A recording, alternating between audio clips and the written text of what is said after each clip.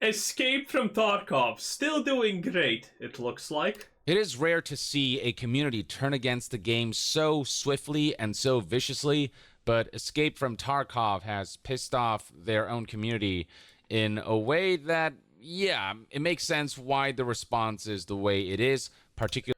Now, I don't know about you, but as a gamer, I have seen this happen a lot. And 99% of the times, it's 100% justified also. This just doesn't happen on a dime. You need to do something bad. And, well, Escape from Tarkov did something really, really shady and bad. Particularly concerning the Unheard edition.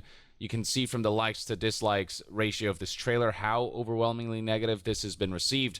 This edition that is $250 contains pay-to-win elements combined with this offline mode that they're locking behind this $250 edition. And this is despite the fact that a previous edition of the game, known as the Edge of Darkness edition, promised that all future subsequent DLCs would be free to access to those who purchase this $150 edition. And aha, but you see, their definition of DLC is different than yours.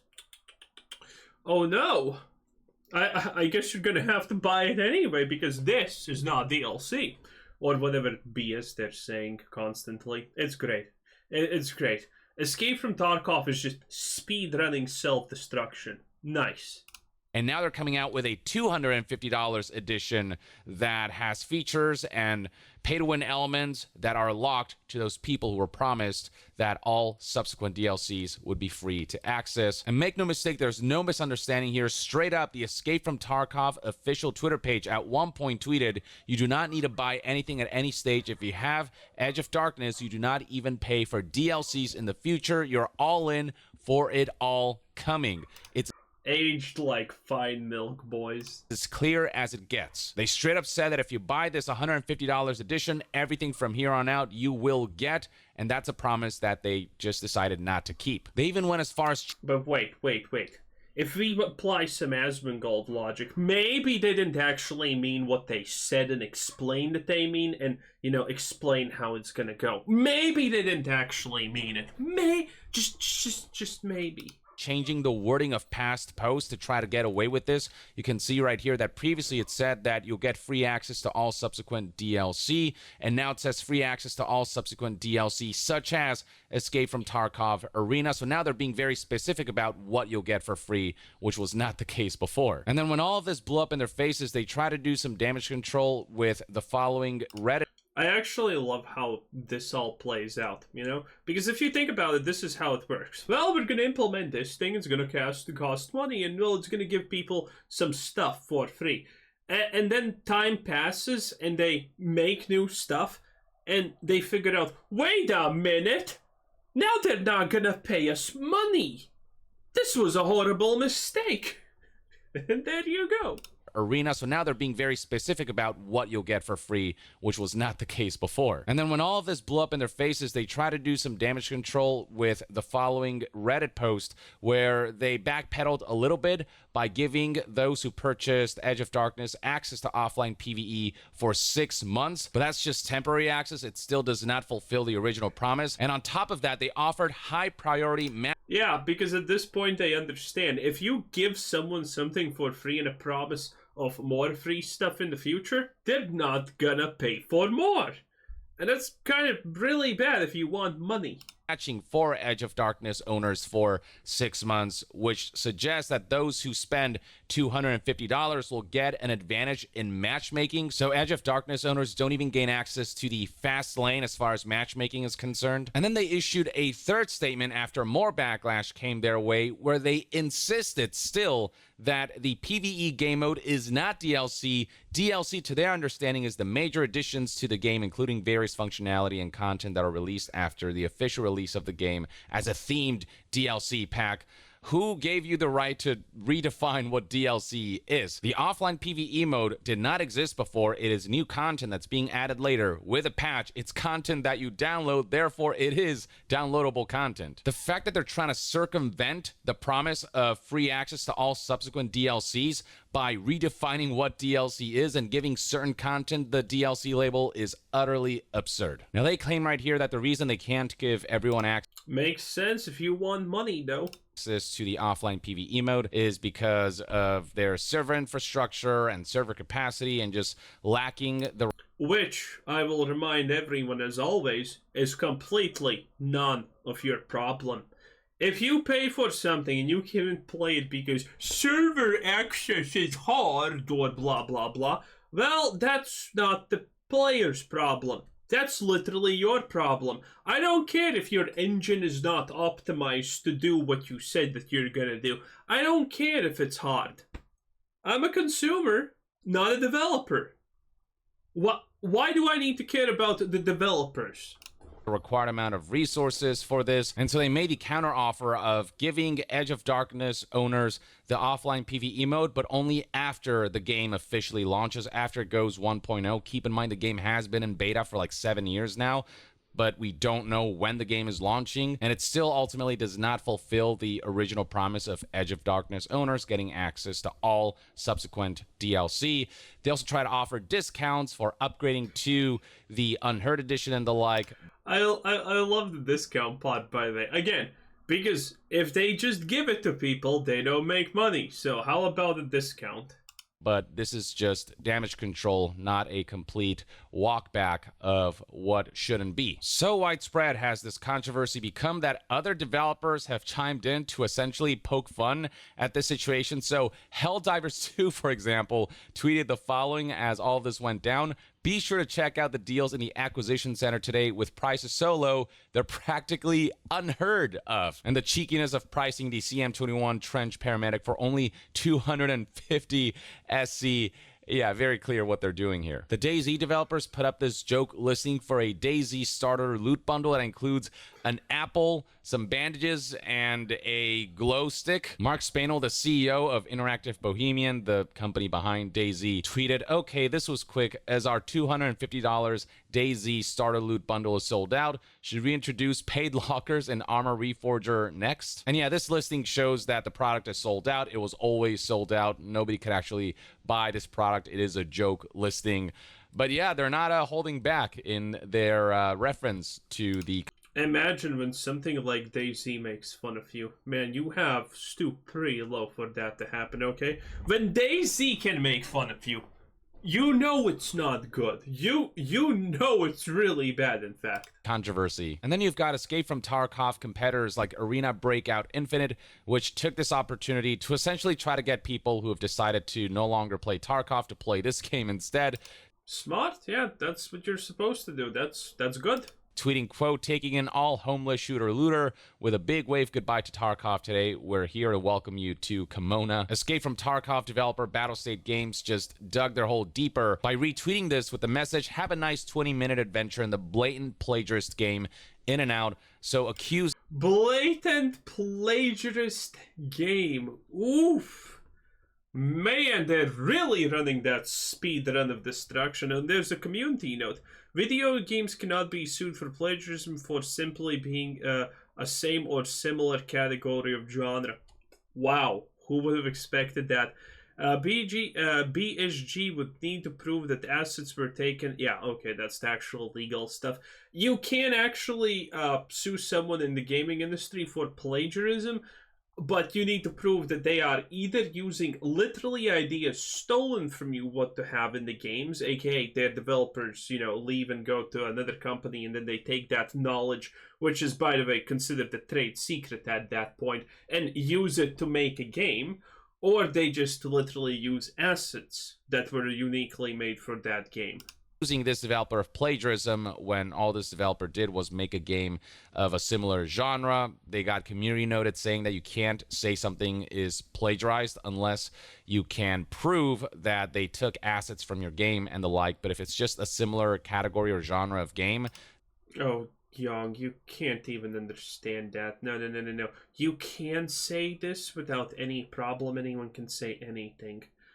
They can't say this without proving anything, but they can't do anything unless they prove something or they have something to prove.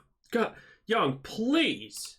then that's not plagiarism. That's just somebody making a game in that genre. So yeah, suffice to say that the pushback and backlash was very intense, quite vicious and merciless, and people were just not willing to compromise on this topic, which finally led to Nikita Buyanov issuing the following statement where he completely backpedals on the paywalling of the offline PvE mode, though there are still some Wait, what the hell is this?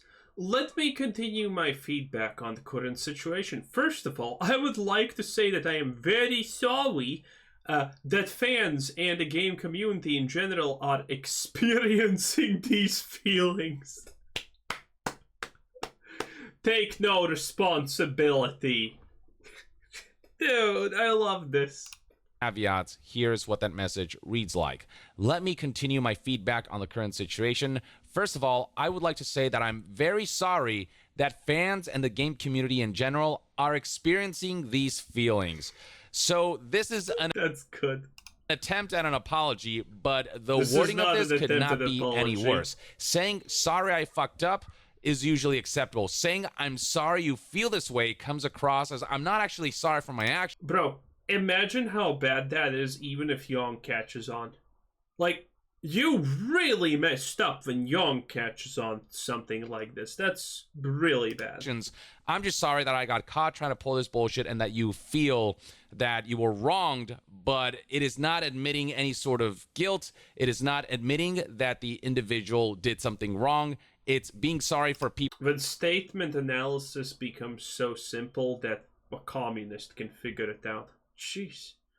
Most communists can't even read. People's feelings, not for their actions. So that already is going very poorly and people are having a hard time. And that's true, because why do you need to read when the government tells you everything? Checkmate.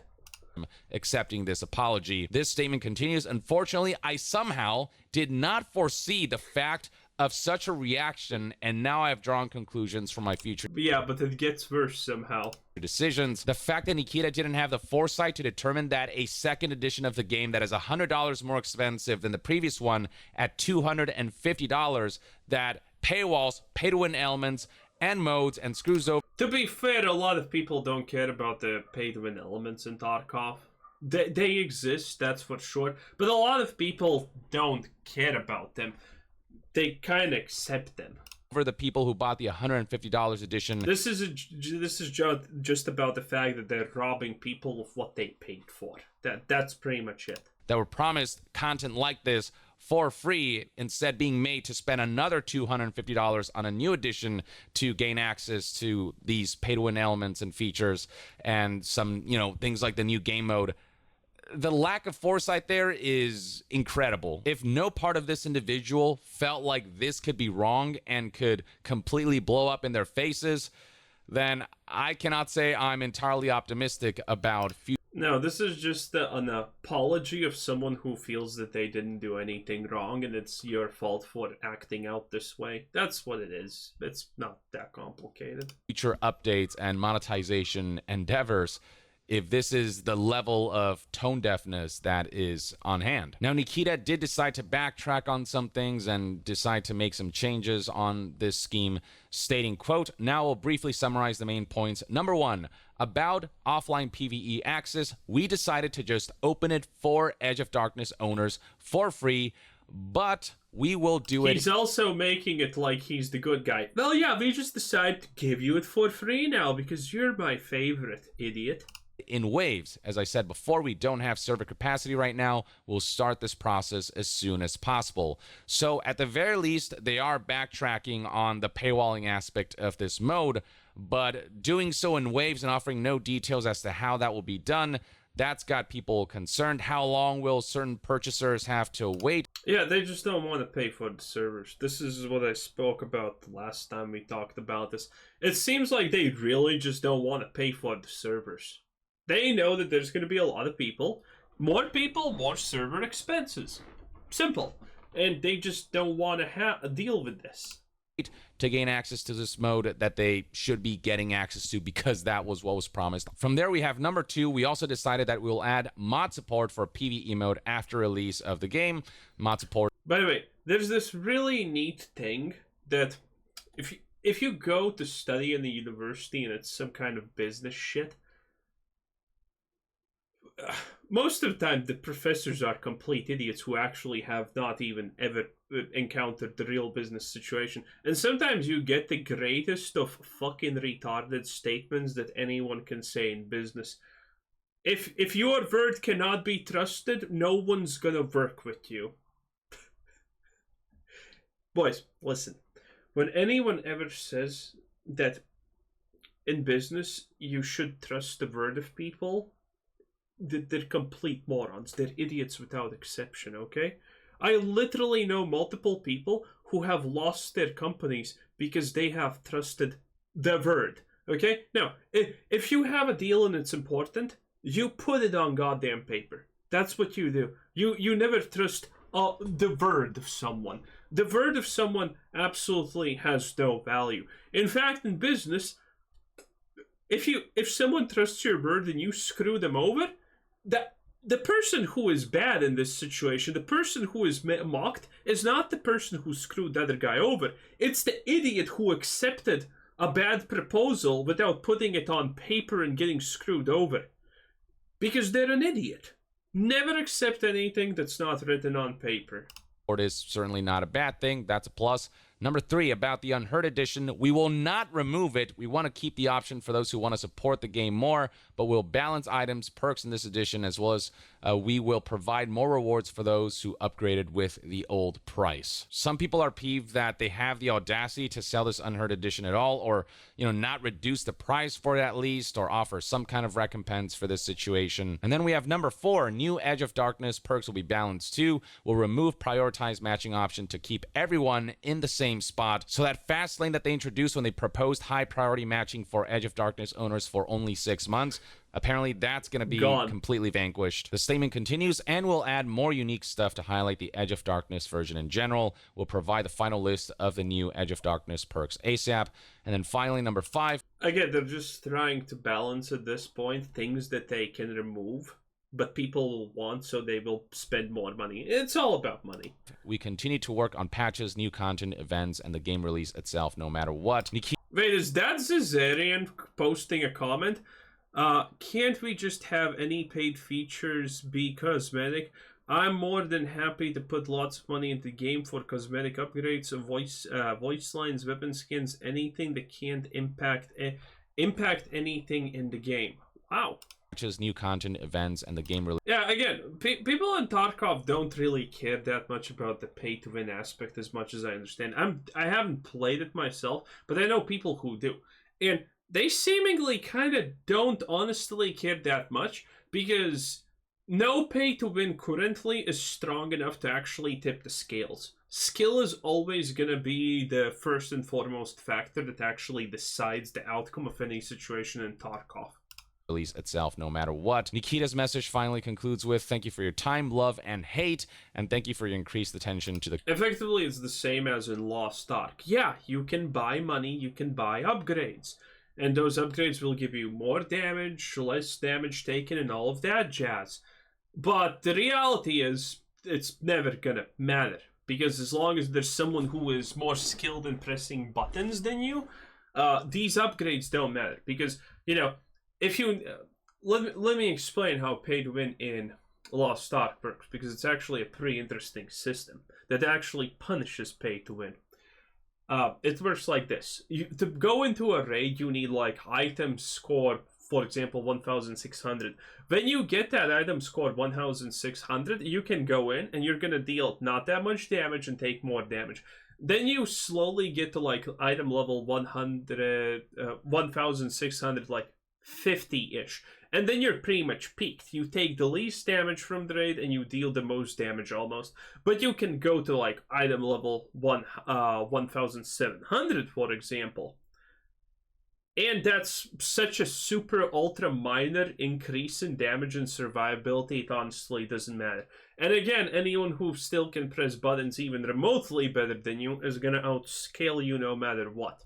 And this is effectively the same thing as in Tarkov, as much as I understand the current situation. Now, while Nikita has backpedaled on certain aspects of the scheme, albeit with some caveats here and there, the fact remains that some people are still highlighting that not all future DLC is being given to Edge of Darkness owners. So one of the top comments and responses reads, "You've still not addressed the fact that you're planning to release DLC for the game that was not going to be delivered to Edge of Darkness owners. Please confirm that Edge of Darkness owners will receive all content for the game in the future as promised when we purchase the product." As in, if we have already purchased Edge of Darkness, we should be getting everything that the Unheard edition offers. Like, it's great that they're now opening up the offline PvE to everyone and that they're giving Edge of Darkness owners certain perks.